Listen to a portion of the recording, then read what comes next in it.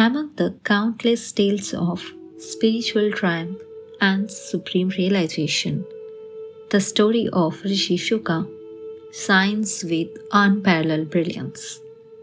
It is a tale of powerful inquiry, unwavering dispassion, and ultimate liberation. This conversation between Raja Rishi Vishwamitra and Lord Rama, as recorded in ancient text, reveals how Rishi Shuka, though born in wisdom, underwent subtle inner trials to attain the highest state of bliss. The Master Rishi Shuka had absolute spiritual wisdom, which is the only sword to cut the rope of rebirth.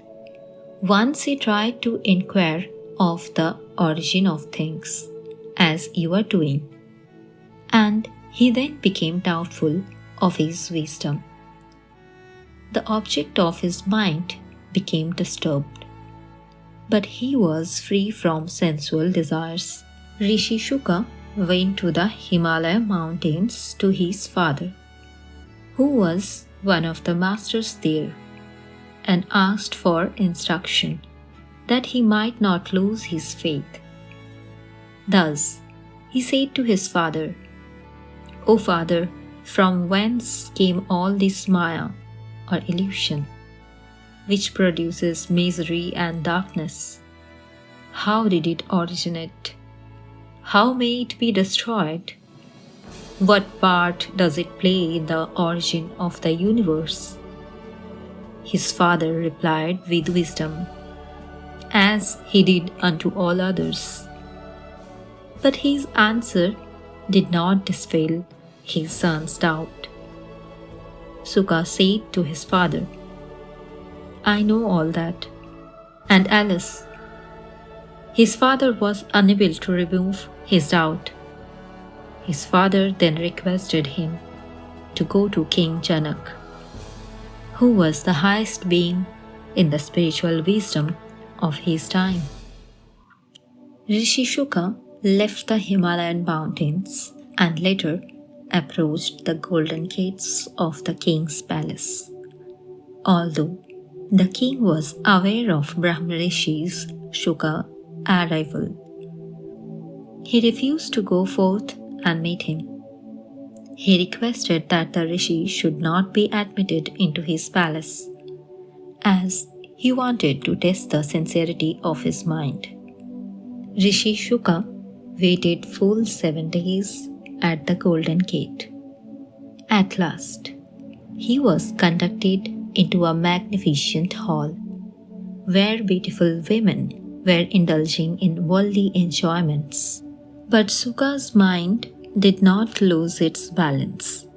He was not affected by the unjust act of the king in making him wait 7 days at his gate, nor was he moved by the disgraceful conduct of worldly association. The king arrived and said to Suka, "You hast known what shouldst be known, but still you asketh me.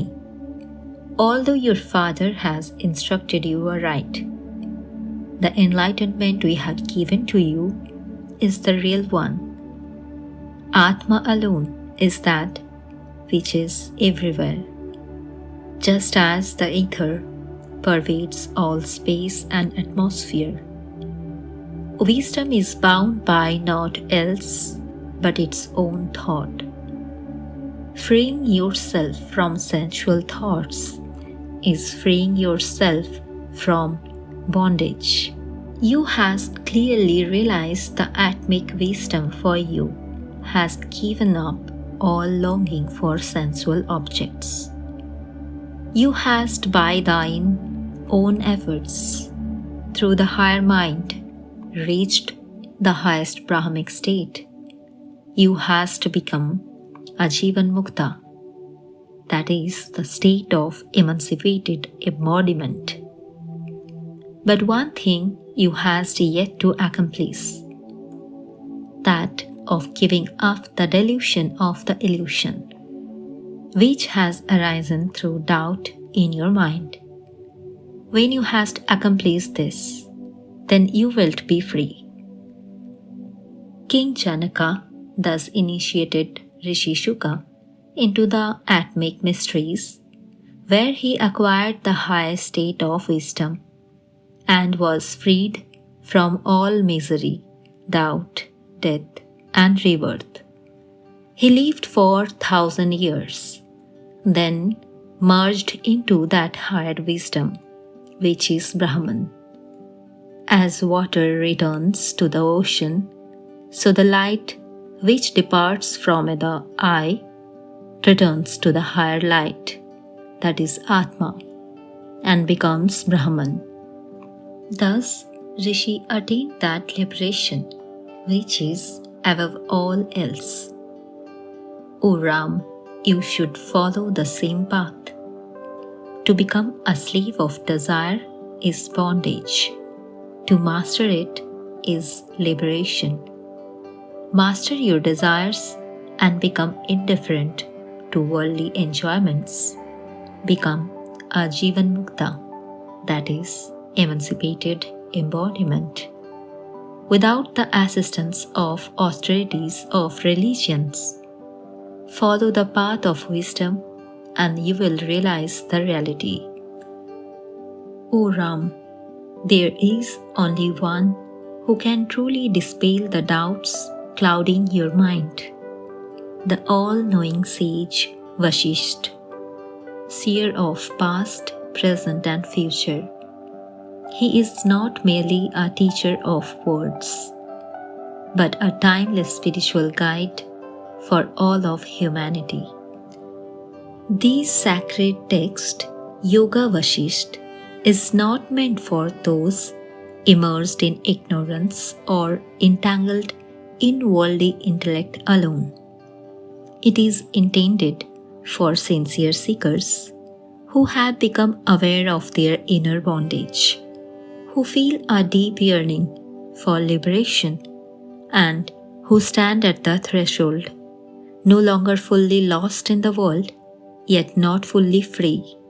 That is the state of contemplation on the path to ultimate freedom.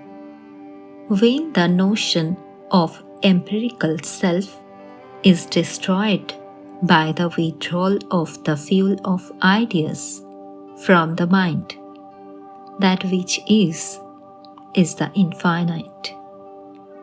This verse from Yoga Vasishtha reveals the essential nature of liberation.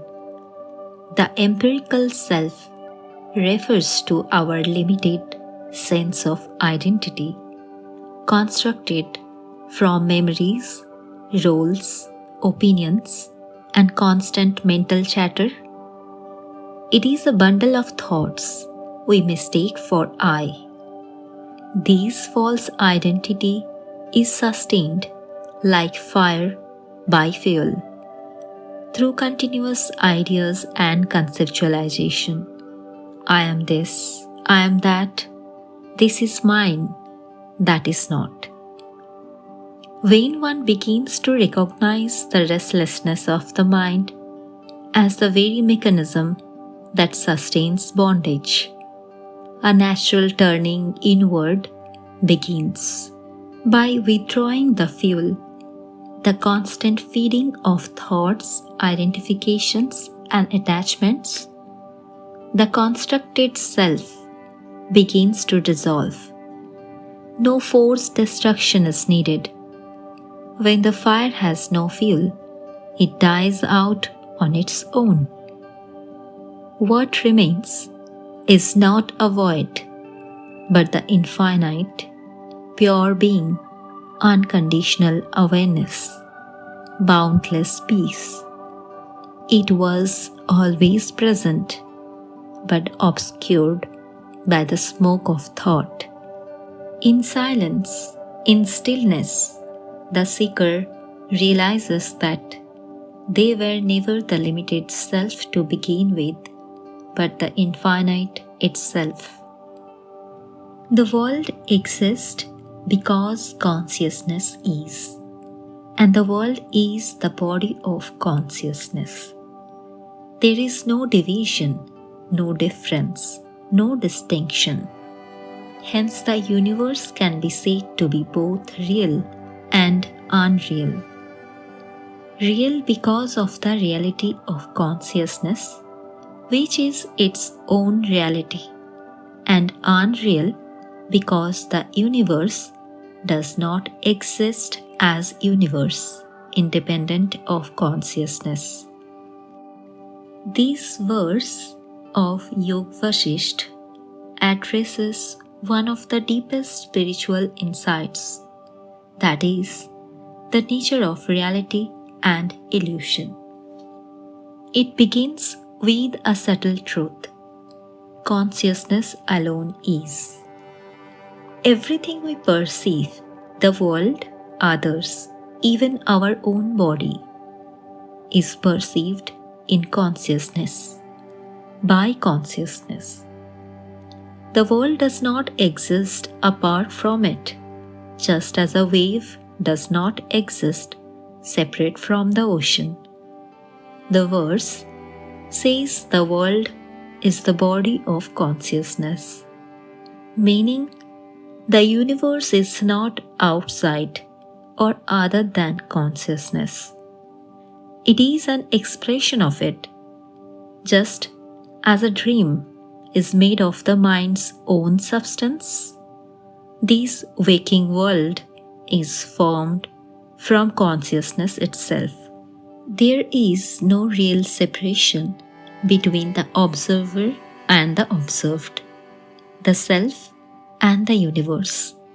The distinctions we see are superimposed by the mind. When this duality dissolves, what remains is unity, non-dual awareness. So, is the world real or unreal? Both, depending on how you look at it. Death is but waking from a dream.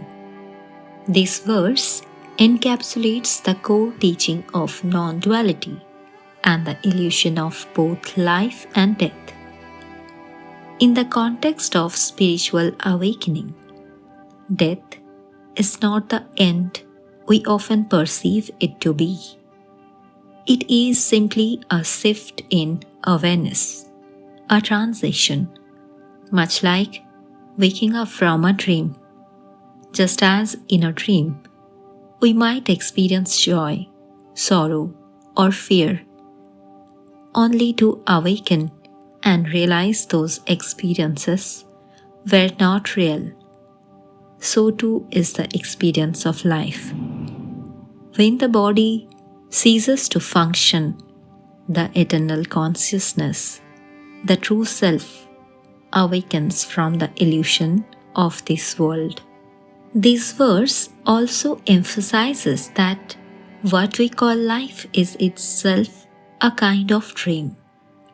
We identify with our body, thoughts, and experiences, believing them to be the ultimate reality.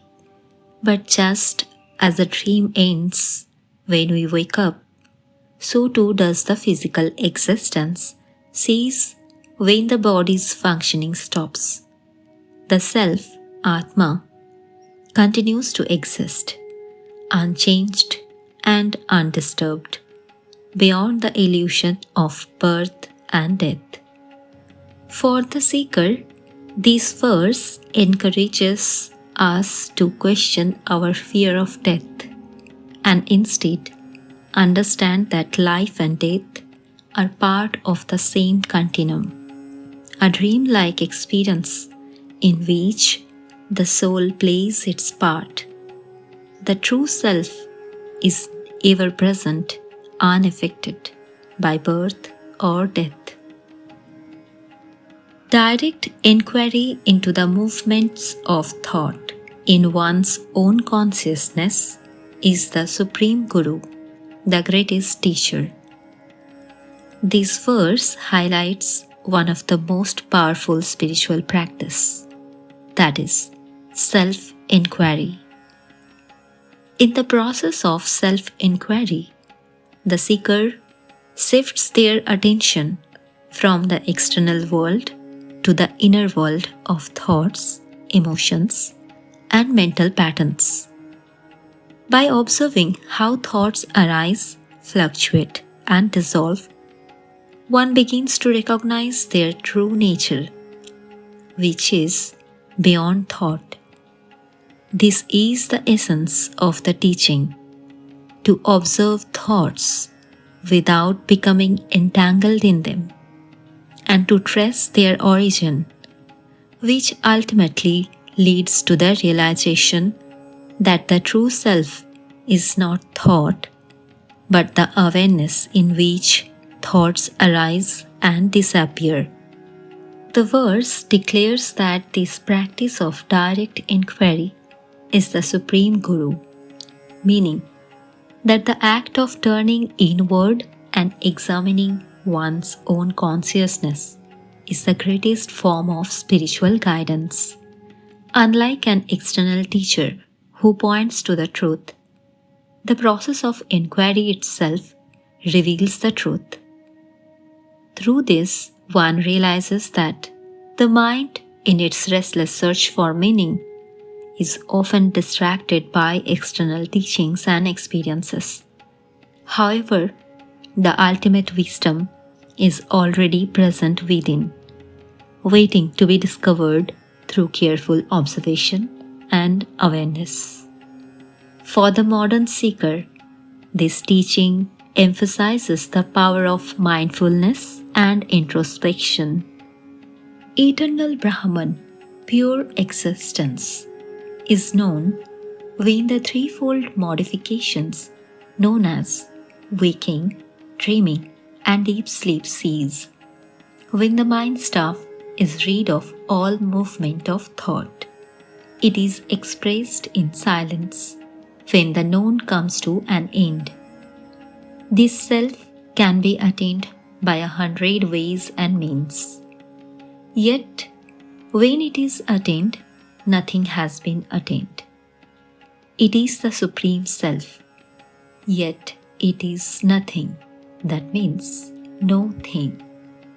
One roams in this forest of samsara or repetitive history till there is the dawn of that wisdom, which is able to dispel the root ignorance, in which the world appears to be real. But the truth is that it is the infinite consciousness that perceives the universe within itself through its own power known as Maya. That which is seen within also appears outside. The seer is the sight only, and when latent psychic impressions have ceased, the seer regains its pure being. When the external object is imagined, a seer has been created. If there is no subject, there is no object either.